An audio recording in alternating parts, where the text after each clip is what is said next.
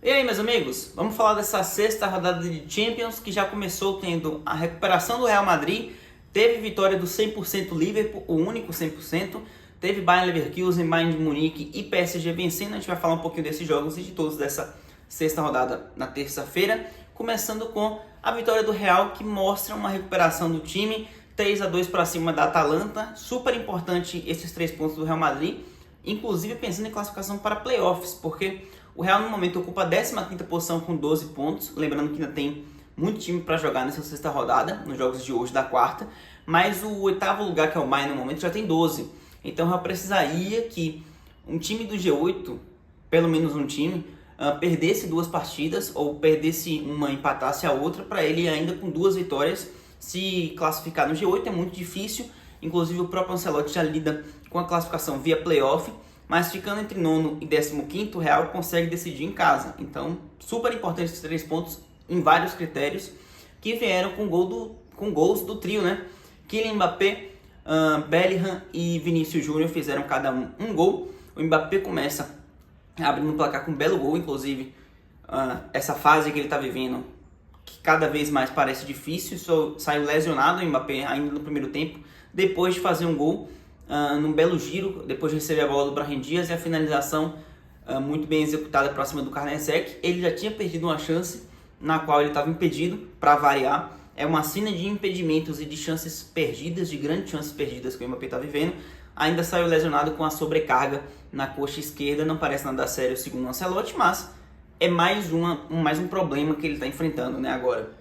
Um Real que não foi dominante em nenhum momento do jogo, basicamente. A Atalanta, mesmo depois do gol, criava chances, tinha volume de jogo, ia para cima e encontrava espaço na defesa do Real Madrid, que tinha basicamente o Fran Garcia na esquerda, que é reserva, na direita o Lucas Vázquez, que é reserva, na zaga o Rudiger, que era o único titular, e o Tchouaméni, que é um volante que está improvisado. Então, um time muito remendado do Real. A Atalanta encontrava espaços e na pressão acabou o Tchouaméni cometendo um pênalti e ele foi muito bem convertido pelo De Ketelaere.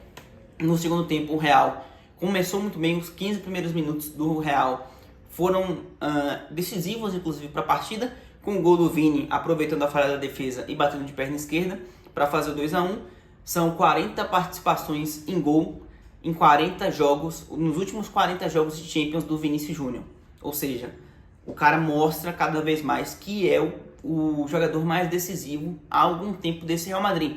Mesmo com a chegada do Mbappé, a cara do Real Madrid ainda é o Vinícius Júnior. E eu acho que vai continuar sendo. No mínimo, ele vai dividir sempre o protagonismo com o Mbappé e com o Bellingham. Ele é um jogador de altíssimo nível e é o cara que mais tem decidido para o Real. Nos últimos 40 jogos de Champions, 40 participações em gols e assistências. Fala por si só.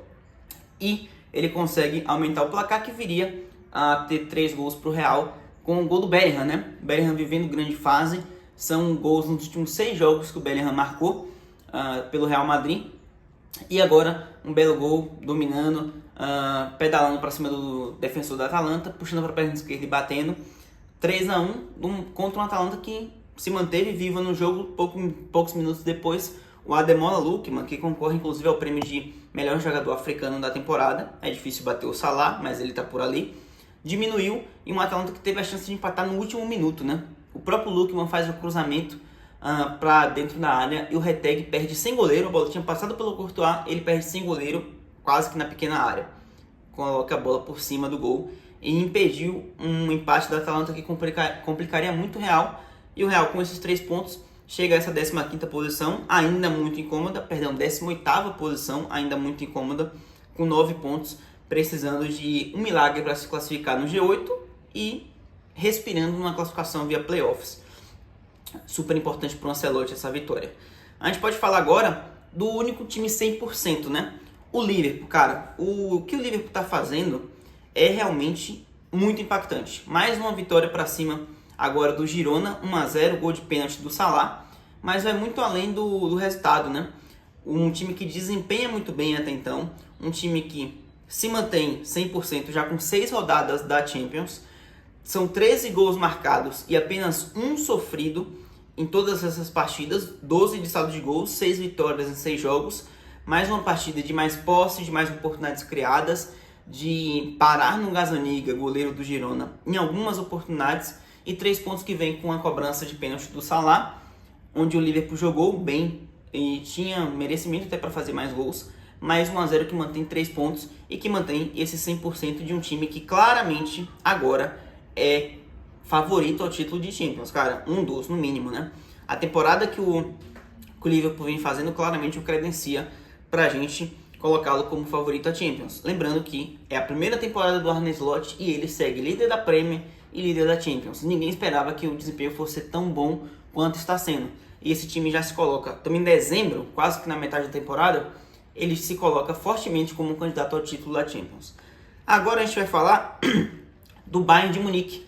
5-1 fora de casa contra o Shakhtar Donetsk, que começa tomando um susto do gol do Kevin aos 5 minutos. O brasileiro Kevin, ponta, que começou inclusive na base do Palmeiras, salvo engano, e começa a fazer gol, começa a desandar a partir do gol do Laimer aos 11 minutos. Depois vem Thomas Müller, Olise de pênalti marcou um e no final marcaria o quinto. Teve o quarto gol do Musiala, um Bayern que segue muito impactante, segue um trabalho do Vincent Kompany que mostra realmente um ataque muito poderoso. É o segundo melhor ataque dessa Champions, atrás do Barcelona, que tem 18 gols, o Bayern tem 17. Um time que mantém essa regularidade também ofensiva na Bundesliga. Tem alguns problemas defensivos ainda, Kimi para mim muito abaixo, o Pamecano nem sempre confiável, tá jogando sem o Noé que estava suspenso, mas ainda assim consegue 3 pontos e é um time que com certeza deve se classificar no G8. Eu acho que o Bayern não vai ceder essa vaga não, em momento algum. A gente pode seguir agora falando de Inter de Milão e Leverkusen e Inter de Milão. A vitória do time do Xabi Alonso por 1-0, com gol aos 90 minutos, nos 45 do segundo tempo, de um time que mereceu a vitória, né? O Bayern Leverkusen, ele não sofreu nenhum chute a gol da Inter de Milão. Uma Inter que teve 6 tentativas e nenhuma foi no gol, enquanto o Leverkusen teve 17 e 5 no gol. Faltou inclusive eficiência para o Leverkusen fazer mais gols, mas a vitória sai justa para um time que soube se defender contra uma Inter que é muito bem equilibrada, uma Inter que sabe jogar futebol e que é uma das favoritas ao título, a Inter de Milão. O Bayern Leverkusen soube enfrentar esse grande jogo com um grande desempenho. Foi melhor no time, na partida e conseguiu a vitória nos minutos finais. Uma vitória justa com o gol do Mukiele e assumiu a segunda posição com essa vitória, tá? Ultrapassando a própria Inter de Milão, que vai à 4ª colocação. Belíssima campanha do Leverkusen, do Xabi Alonso. É um time para a gente reconhecer o trabalho, que deve se classificar no G8. Não consigo colocar como favorito ao título, mas quem sabe uma surpresa na semifinal, algo do tipo. O nosso próximo jogo, PSG 3-0, fora de casa contra o Salzburg. O PSG que contou com Gonçalo Ramos, Nuno Mendes e Désiré Doué para literalmente se manter vivo. Se a situação do Real Madrid é complicada, a do PSG, meu amigo, é quase uma tragédia. Com a vitória, o PSG foi a 24ª colocação. Tem 7 pontos. O PSG, assim, ele claramente está arriscado a não se classificar nem para o playoff. É um risco óbvio, é um risco existente para o PSG. É a partida mais fácil que ele encara nessa reta final e conseguiu fazer o trabalho dele, pelo menos contra o Salzburg, mas ainda assim tem risco de não classificação do PSG e não dá para se surpreender caso aconteça. É uma campanha bem mediana, obviamente pegou os adversários mais difíceis, né? Pegou uma tabela muito difícil o PSG, foi o time dos 8 principais jogos juntando a mais complicada, mas não teve competência para encarar até aqui. E vai para as últimas 2 rodadas precisando de vitória, caso queira se manter na classificação para playoff. A gente teve agora as outras 3 partidas, basicamente. Bruges vencendo o Sport por 2-1. Nem o Gyökeres faz mais gol depois da saída do Ruben Amorim, né? Mostra mais uma vez para a gente a importância que um treinador de alto nível tem nos dias atuais. O Sport se perdeu depois da saída do Ruben e já tem 2 derrotas, né? Perdeu na última rodada e agora perdeu para o Clube Bruges por 2-1 de virada. O Catamo faz 1-0, mas tem o gol contra o Quaresma e o Nielsen vira o jogo para o Bruges no segundo tempo. Que fase que está o Sport, frustra bastante os planos de um time que estava firme no G8 e agora já vai para a 12ª colocação. Complicada a saída do Ruben Amorim para o time português. O Brest, uma das grandes surpresas dessa Champions, venceu o PSV por 1-0, gol no primeiro tempo do Cardinal, e um Brest que se mantém ali firme e forte na 5ª colocação, com a mesma pontuação que Leverkusen, que Aston Villa, que Inter de Milão, e à frente até então de Barcelona, Borussia e Bayern de Munique. É uma campanha excepcional do Brest. 4 vitórias, 1 empate e 1 derrota. Um time que está bem equilibrado e que seria uma surpresa se classificasse no G8, mas olha, faltando 2 rodadas, não dá mais para duvidar. A pontuação é boa, o time está jogando bem, muito bem em casa principalmente, e vai sonhar. A gente teve Dinamo e Celtic 0-0, não é bom para ninguém, mas é um jogo que obviamente a gente não esperava que nenhum dos dois se classificassem. E Aston Villa 3-2 no Leipzig, né? O movimentado jogo do time do Unai Emery, que venceu o Leipzig fora de casa. A campanha extremamente decepcionante do Leipzig.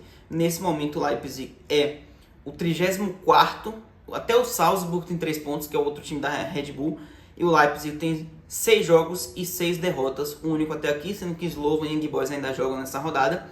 -7 de saldo, uma campanha péssima. E o Aston Villa soube aproveitar, venceu por 3-2, ainda que sofrido, ainda com falha do Dibu Martinez no primeiro gol, mas tivemos gol de McGinn, Duran e o Ross Barkley, aquele do Everton e tudo mais, decidindo nos 85 minutos para fazer 3-2 de um time que mereceu a vitória e que está no G8, né? Surpreendendo também, buscando essa vaga e nesse momento ocupando a 3ª colocação, o Aston Villa, junto com o Brest, sem dúvida nenhuma, as maiores surpresas. Obviamente o Brest é ainda mais surpresa, mas o Aston Villa, ali com o Leverkusen, é um time que poderia surpreender e está conseguindo fazer isso.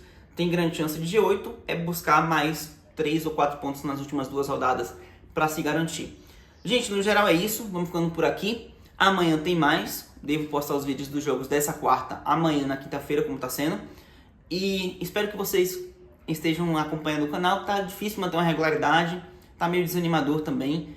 A quantidade de visualizações tem diminuído bastante aqui no canal, mas assim, eu ainda gosto muito de fazer isso aqui e faço pela presença de quem ainda está por aqui. Espero que vocês possam se manter e quem sabe não chega mais gente para constituir a nossa família, para pelo menos manter uma regularidade maior também, que anima, porque tô trabalhando de madrugada, tem várias coisas que estão acontecendo agora, tá um pouquinho difícil manter a constância, mas espero que vocês entendam e que me perdoem também. Valeu, tamo junto, tchau!